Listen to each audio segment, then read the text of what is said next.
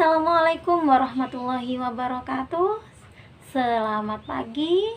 Apa kabar semuanya? Semoga kita dalam keadaan sehat walafiat serta selalu berada dalam lindungan Allah Subhanahu wa taala. Amin amin ya rabbal alamin. Nah, pada kesempatan hari ini kita walaupun tidak bisa berjumpa atau bertatap muka secara langsung, namun tidak menghalangi kita untuk tetap belajar bersama walaupun di ruang yang berbeda. Sebelum kita melanjutkan pembelajaran, alangkah lebih baiknya kita berdoa terlebih dahulu dengan harapan apa yang kita pelajari hari ini dapat menjadi ilmu yang bermanfaat dan barokah bagi kita semua. Berdoa mulai. Bismillahirrahmanirrahim. Raditu billahi rabba wa bil islami dina wa bi Muhammadin nabiyyan wa rasulah. Rabbi zidni ilma warzuqni fahma. Amin. Nah, kita sudah selesai membaca doa. Dan untuk selanjutnya kita akan belajar tentang ketika bumi berhenti berputar. Nah, kalau sudah mendengar kata-kata seperti itu, tentunya di akal kita, di pikiran kita sudah bisa mendebak ketika bumi berhenti berputar berarti kiamat ya. Hari akhir yang disebut juga dengan kiamat termasuk rukun iman yang kelima. Kalau sudah iman berarti percaya. Percaya bahwa hari kiamat pasti akan tiba. Jadi untuk itu kita harus mempercayai semua yang telah Allah ajarkan kepada kita, bahwasanya hari kiamat itu pasti tiba dan tidak seorang pun atau tidak satu makhluk pun yang tahu kapan itu hari akhir atau hari kiamat akan datang. Bahkan nabi-nabi ataupun malaikat itu tidak ada yang tahu pastinya kapan hari kiamat itu akan datang. Karena datangnya hari kiamat adalah rahasianya Allah Subhanahu wa ta'ala. Apa sih hari kiamat itu? Hari kiamat itu adalah peristiwa hancurnya alam semesta beserta isinya, dan hanya tersisa Allah Subhanahu wa ta'ala. Selain Allah, makhluknya semuanya, malaikat pun juga akan hancur, binasa, musnah. Jadi hanya Allah yang ada, karena Allah bersifat baqa ya. Apa itu baqa? Kekal. Jadi Allah tidak akan mati. Hanya Allah yang berdiri, hanya Allah yang hidup kekal abadi. Makhluknya tidak ada yang seperti itu. Pada hari kiamat, bumi akan mengeluarkan segala isi perutnya. Langit-langit akan diruntuhkan. Laut akan dimuntahkan dan airnya akan terasa sangat panas. Kemudian gunung-gunung berterbangan sehingga bertabrakan antara satu dengan satunya. Terus kemudian mereka itu, gunung-gunung itu berterbangan seperti bulu-bulu halus yang berterbangan. Kemudian bumi digoncangkan dengan goncangan yang amat sangat dahsyat sehingga memuntahkan seluruh isi yang ada di dalam perut bumi. Setelah hari kiamat terjadi, orang-orang yang beriman dan beramal soleh akan mendapatkan balasan yang menyenangkan di surga, dan sebaliknya orang-orang yang kafir akan mendapatkan siksa di neraka. neraka. Nama-nama lain dari hari akhir atau kiamat, yang pertama adalah al-ghasyiyah, yang artinya peristiwa yang dahsyat. Kemudian al-qari'ah, yang menggemparkan. Ar-rajifah, yang menggetarkan. As-sa'ah, kehancuran. Yaumul hasarah, hari penyesalan. Yaumul muhit, hari yang membinasakan. Yaumul ba'ats, hari dibangkitnya manusia. Yaumul mahsyar, hari berkumpulnya manusia di padang mahsyar. Yaumul hisab, perhitungan amal manusia. Yaumul mizan, pertimbangan amal perbuatan manusia. Yaumul jaza, hari pembalasan atas perbuatan manusia selama hidup di dunia, dan lain sebagainya. Macam-macam hari akhir atau hari kiamat dibagi menjadi dua, yaitu kiamat sugro atau kiamat kecil. Kiamat sugro ini adalah peristiwa matinya seseorang atau makhluk hidup hanya sebagian saja, atau gunung yang meletus, atau tanah longsor, banjir, gempa bumi, tsunami, dan sebagainya. Itu termasuk kiamat kecil atau kiamat sugro. Kemudian kiamat kubro. Kiamat kubro berarti kiamat yang besar. Ini artinya kiamat kubro adalah berakhirnya seluruh kehidupan makhluk di dunia. Jadi semuanya hancur, tidak tersisa. Itu namanya kiamat kubro atau kiamat besar. Kiamat ini dijelaskan dalam surah Al-Qari'ah, Al-Zalzalah, dan juga Al-Haqqah ayat 1-13. Kiamat kubro pasti akan datang, dipastikan akan datang oleh Allah Subhanahu wa Ta'ala, dan tidak ada seorang pun yang mengetahui walaupun itu adalah nabi dan malaikatnya Allah. Sudah dijelaskan dalam firman Allah dalam surah Al-Hajj ayat 7. Wa anna as-sa'ati atiyatul la raiba fiha wa anna Allah yab'atsu man fil kubur. Dan sungguh hari kiamat itu pasti datang, tidak ada keraguan padanya, dan sungguh Allah akan membangkitkan siapapun yang ada di dalam kubur. Dan sungguhnya hari kiamat itu pasti datang, jadi tidak ada keraguan lagi. Maka dari itu kita sebagai manusia, kita sebagai hambanya Allah, yuk kita laksanakan perintah Allah, kita jauhi larangan Allah, bertawakallah kepada Allah, sehingga nanti kita akan reuni di surganya Allah. Tiket masuk surga itu murah. Lain halnya dengan tiket masuk neraka. Kok bisa bilang seperti itu, Bu Imas? Iya, kalau masuk surga itu tidak perlu bayar, ya, tidak ada bayaran sepeser pun.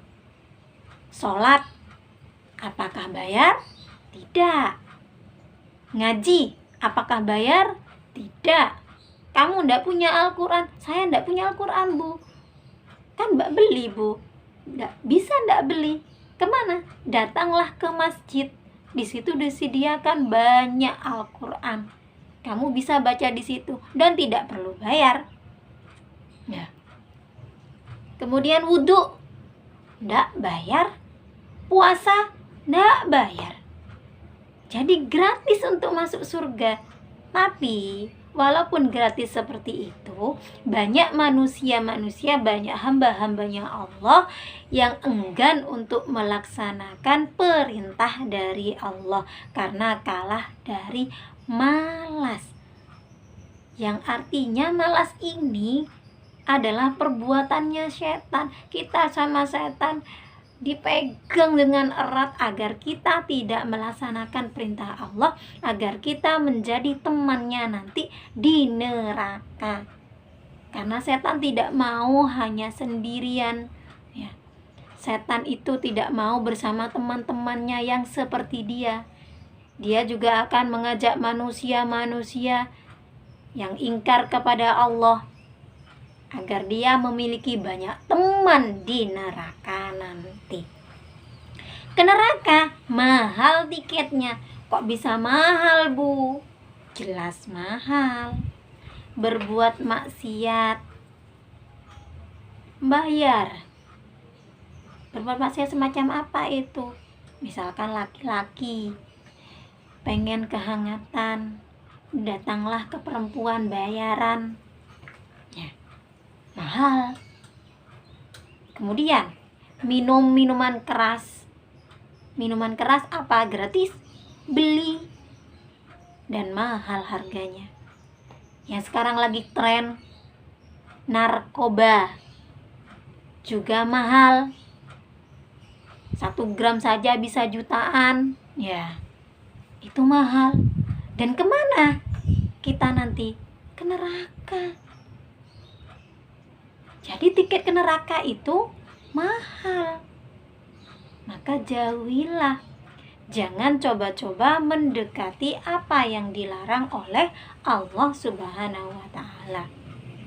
Karena balasannya sangat pedih sekali. Karena ini hanya cerita, tidak percaya aku. Boleh tidak percaya. Yang percaya silahkan, yang tidak percaya juga silahkan. Nanti kita akan buktikan di akhirat benar apa tidak yang dikatakan oleh Bu Imas, ya. Tanda-tanda hari akhir. Tanda-tanda kecilnya yaitu ajaran Islam semakin tidak diperhatikan, tidak dihiraukan oleh kaum muslim. Jumlah tokoh agama atau para ulama juga semakin sedikit. Perzinahan terjadi di mana-mana. Mabuk-mabukan banyak sampai mereka tidak malu. Kemudian jumlah wanita lebih banyak daripada jumlah laki-laki. Kemudian banyak wanita yang berdandan atau berpenampilan seperti pria dan laki-laki seperti wanita. Kemudian manusia berlomba-lomba menumpuk kekayaan. Para orang tua menjadi budak bagi anak-anaknya.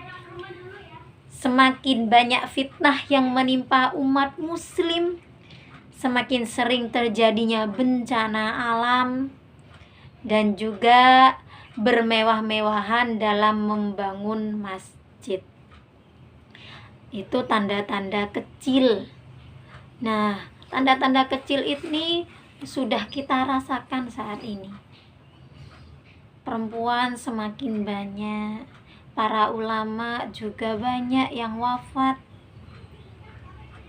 Kemudian wanita yang menyerupai laki-laki atau laki-laki yang menyerupai wanita juga banyak. Mabuk-mabukan juga banyak. Dan orang tua menjadi budaknya anak juga banyak. Ini Bu Imas bercerita, menjelaskan sesuai dengan realita yang terjadi. Dan menjadi saksi mata, telinga mendengar, mata melihat. Jadi ini real, nyata, bahwa banyak orang tua yang rela menjadi pembantu bagi anaknya. Anaknya sudah tidak nyuci lagi. Anaknya juga tidak mau membantu pekerjaan orang tua. Bahkan makan disediakan, baju disetrikakan. Dan itu semua adalah memperbudak orang tua. Dan kalian jangan seperti itu. Kemudian tanda-tanda besar datangnya hari kiamat. Matahari terbit dari arah barat, yang awalnya terbit dari timur dan tenggelam di barat. Ini enggak, terbitnya dari barat, tenggelamnya ke timur. Jadi terbalik. Kemudian keluarnya Dajjal. Apa itu Dajjal? Sosok pembohong yang menutupi kebenaran.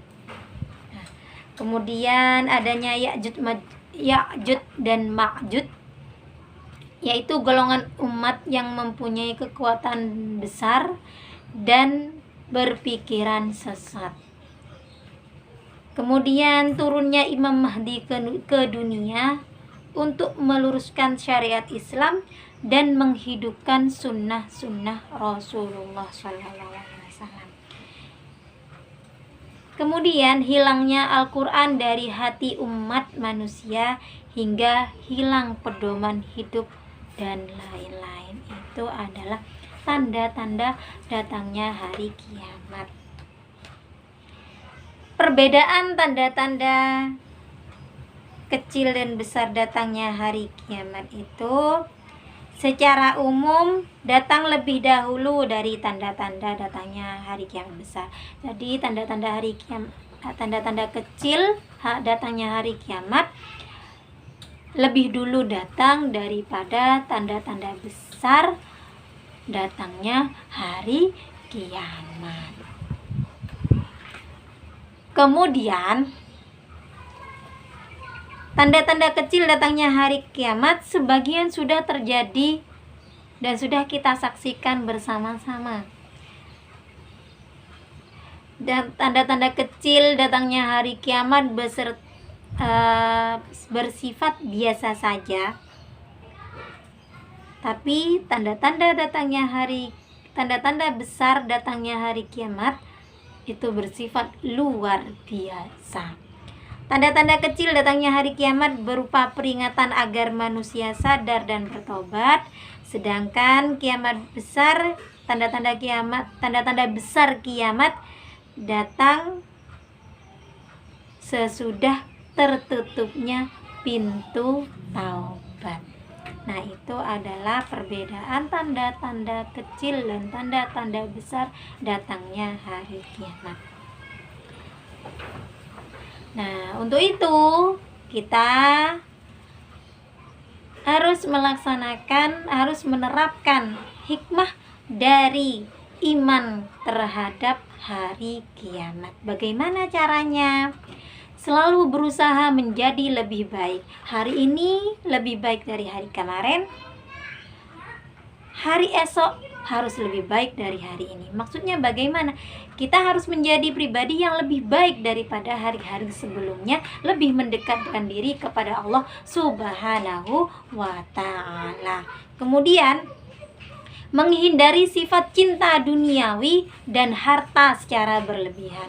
Kita tidak perlu berlomba-lomba mengumpulkan harta agar kita menjadi orang yang sangat kaya atau menjadi jutawan atau yang sekarang lebih dikenal dengan sultan, ya.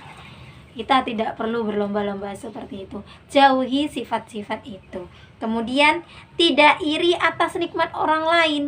Ya, jadi kalau orang lain mendapat kebahagiaan, mendapat kemewahan, Allah berikan harta yang berlimpah, tidak perlu kita itu iri. Iri itu adalah penyakit hati dan itu bisa menghanguskan pahala yang kita dapat di hari-hari sebelumnya. Kemudian bersikap rendah hati atau tidak sombong. Apapun yang kita punya, apapun yang kita miliki, berapapun jumlahnya, tidak perlu kita menyombongkan diri. Berendah hatilah. Jangan sampai apa yang kita punya menjadikan kita sebagai orang yang tinggi hati. Kemudian bersikap optimis dan lapang dada. Jadi apapun yang kita terima dari Allah, misalkan kita diberi sebuah ujian atau musibah, terimalah dengan lapang dada, karena di balik cobaan atau ujian pasti akan ada hikmah tersendiri yang jauh lebih baik dan lebih indah yang kita bayangkan. Jika kita jatuh, bangkitlah, jatuh lagi, bangkit lagi, sehingga kita bisa berdiri tegak seperti apa yang kita harapkan. Selalu optimis dengan apa yang kita perjuangkan, dengan apa yang kita harapkan. Bila kita selalu optimis, maka apapun yang kita harapkan, maka apapun yang kita perjuangkan, insya Allah akan tercapai. Karena perjuangan tidak akan hasil tidak akan mengkhianati perjuangan.